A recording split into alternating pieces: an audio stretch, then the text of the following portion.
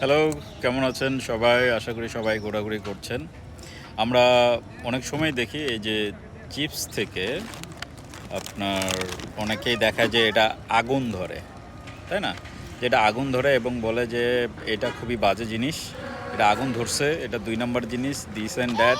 অনেক ধরনের, এই যে আমার মেয়েও দেখাচ্ছে, তাই না? এটা তো আগুন ধরে, তাই না? হ্যাঁ, রাইট। তো এটার কারণটা কি? আসলে কি ওটা খারাপ জিনিস?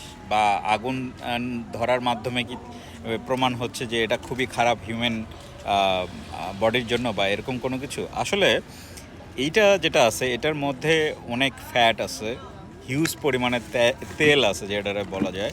মানে আমাদের মতো যারা 40+ তাদের তো খাওয়াই উচিত না। হিউজ ফ্যাট আছে, কার্বোহাইড্রেট আছে, হ্যাঁ? এবং যে এই দুটোই কিন্তু অনেক দাহ্য পদার্থ, হ্যাঁ, ফ্লেমেবল। তো মানে এটা আগুনের সংস্পর্শে বা হিটের সংস্পর্শে যদি আসে এই চিপসগুলি, তাহলে আগুন ধরে যায়। এই কারণে বেসিক্যালি আগুন ধরে, রাইট? আর এইগুলি এই এতটুক, এই যে এটা যতটুকু দেখতেছেন এটার মধ্যে যতখানি ক্যালোরি আছে, মেবি এই ক্যালোরিটা খাইলে আপনারা এই ক্যালোরি বার্ন করতে আপনার 1 ঘন্টার মতো দৌড়াইতে হবে। তো এটা অ্যাভয়েড করাই বেটার। বাচ্চারা খাচ্ছে খাক, বাট মানে বেশি খাওয়াটা কোনোভাবেই, কোনো কিছু বেশি খাওয়াটা ঠিক না। আর এটার যে প্যাকেট আছে, এই প্যাকেটের মধ্যে কিন্তু নাইট্রোজেন থাকে, হ্যাঁ, নাইট্রোজেন দিয়ে ভর্তি করা থাকে। হ্যাঁ, অনেকে বলে যে এটা বাতাস দিয়ে ভর্তি করা থাকে। বেসিক্যালি এটা নাইট্রোজেন দিয়ে ভর্তি করা থাকে যাতে করে এখানে কোনোভাবে আগুন না লেগে যায়, কারণ নাইট্রোজেন আগুনটাকে ধরতে দেয় না, বা আগুন যাতে না লাগে এটার প্রোটেক্ট করে, রাইট?